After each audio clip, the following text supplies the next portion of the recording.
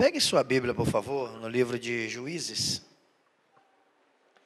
capítulo de número 7, logo depois do livro de Josué. E nós vamos falar sobre o tema que nos foi sugestionado nessa noite. Juízes, capítulo de número 7, a partir do versículo 7, quem achou, diga amém. Diz assim a palavra do Senhor. E disse o Senhor a Gideão: com estes 300 homens que lamberam as águas, vos livrarei, e darei os midianitas na tua mão, pelo que toda a outra gente se vá, cada um ao seu lugar. E o povo tomou na sua mão a provisão e as buzinas, e ele enviou todos os outros homens de Israel, cada um à sua tenda.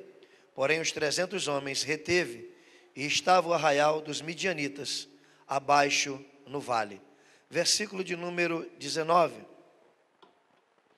Chegou, pois, Gideão e os 100 homens que com ele iam, ao extremo do arraial, ao princípio da vigília da meia-noite.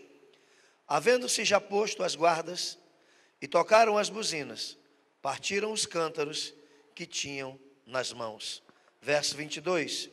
Tocando, pois, os 300 as buzinas, o Senhor tomou a espada de um contra outro, tornou a espada de um contra outro, e isto em todo o arraial, e ao extremo fugiu para Zererá, até Bet-sita, até os limites de Abel-meolá, acima de Tabate.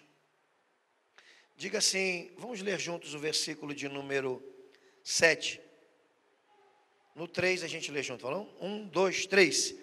E disse o Senhor a Gideão: com estes 300 homens que lamberam as águas, vos livrarei, e darei os midianitas na tua mão, pelo que toda a outra gente se vá, cada um ao seu lugar. Nesta noite eu quero falar sobre quebrando o cântaro para que a tocha apareça. Amém? Pai, nós já oramos, o teu servo já orou. E tudo que eu quero nessa noite é que o teu Espírito Santo tome esse lugar de uma maneira muito especial. O homem de si mesmo não tem nada para dar, mas o Senhor foi quem fez a boca do homem. E o Senhor conhece cada um de nós que aqui está. Essa palavra não é para quem não veio hoje, é para quem está aqui. Tu nos conhecia desde a eternidade e preparou esse dia com essa palavra para este lugar. Então nessa noite, ao abrirmos e fechar os nossos lábios, que essa palavra se torne um documento no mundo espiritual, que essa palavra seja profética para o coração de cada filho teu e de cada filha tua. Enquanto pregamos a tua palavra, te manifesta para batizar, para curar, para renovar a vida dos teus filhos nesse lugar.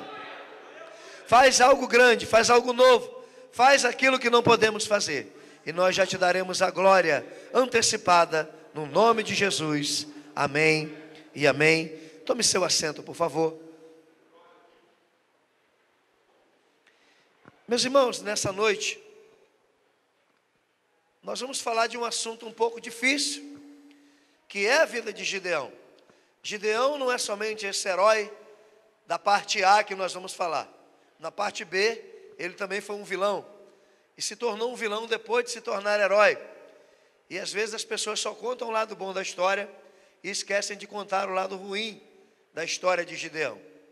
Porém, nessa noite, o foco dessa mensagem está nos 300. E eu não posso me deter em outro assunto, senão os 300.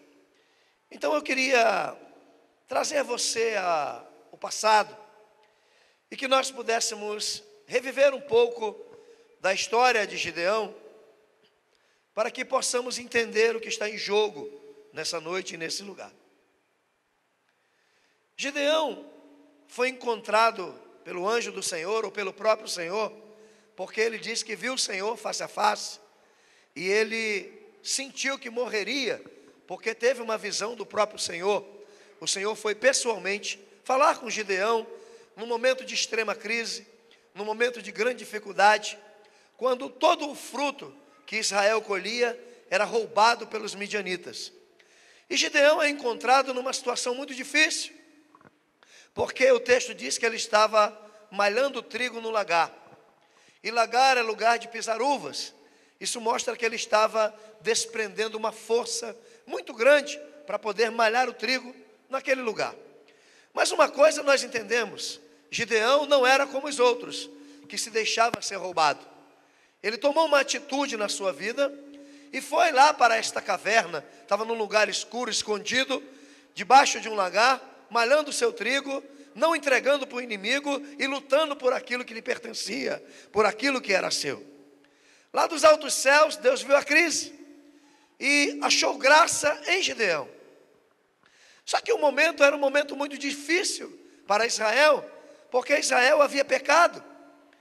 E quando Deus deu uma instrução para Israel, disse: não fazer aliança com os povos de perto, porque eles te serão por laço. E dura coisa, irmãos, é quando Deus nos avisa antes de fazermos as coisas.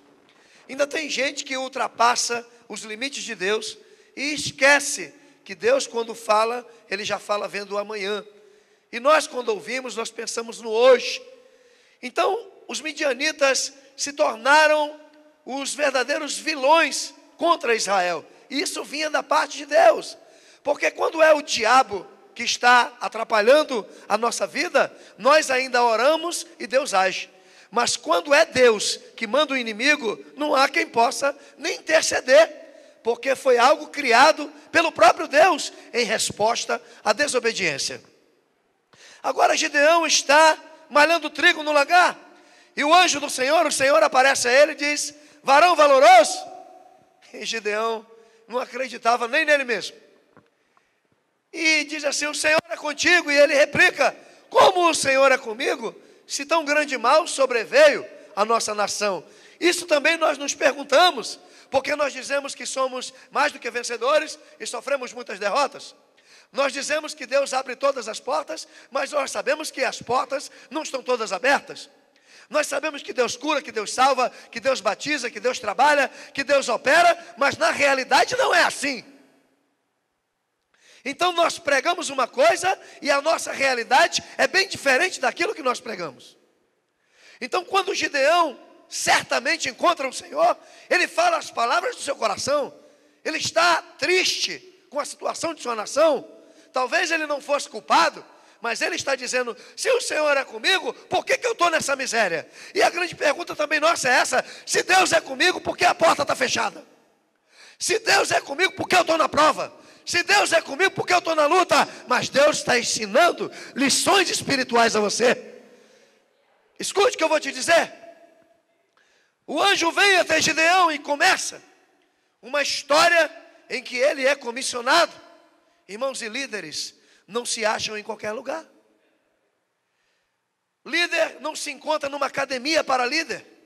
Líder não se faz dentro de uma igreja. Líder já nasce pronto. Não se faz curso para líder. Isso aí a gente até tenta instruir, mas liderança é declarada por Deus. O que a gente pode fazer é o seguinte: depois que descobre que Deus nos comissionou, aí a gente se prepara. Mas ninguém pode se preparar antes de ser. É por isso que muita gente está tendo dor de cabeça, porque está querendo ser o que Deus não chamou, está querendo fazer o que Deus não mandou, está querendo ir aonde Deus não quer, está buscando não sei para quê. Está todo cheio de problema, porque acha que Deus tem que fazer tudo e Ele tem que salvar o mundo num dia só. E não é bem assim que funcionam as coisas. Deus olhou e de um homem fracassado Ele viu um herói. Porque Deus não nos vê como nós nos vemos. Deus nos vê amanhã. Quando Ele nos chama por aquilo que Ele vê, não por aquilo que nós vemos. Um exemplo, por exemplo, Ele encontra Pedro, que era Simão, apresentado João 1:42. Ele é apresentado até Jesus e Ele diz: tu és Simão, mas tu serás Pedro. Tu és, tu serás. André lhe apresentou Simão.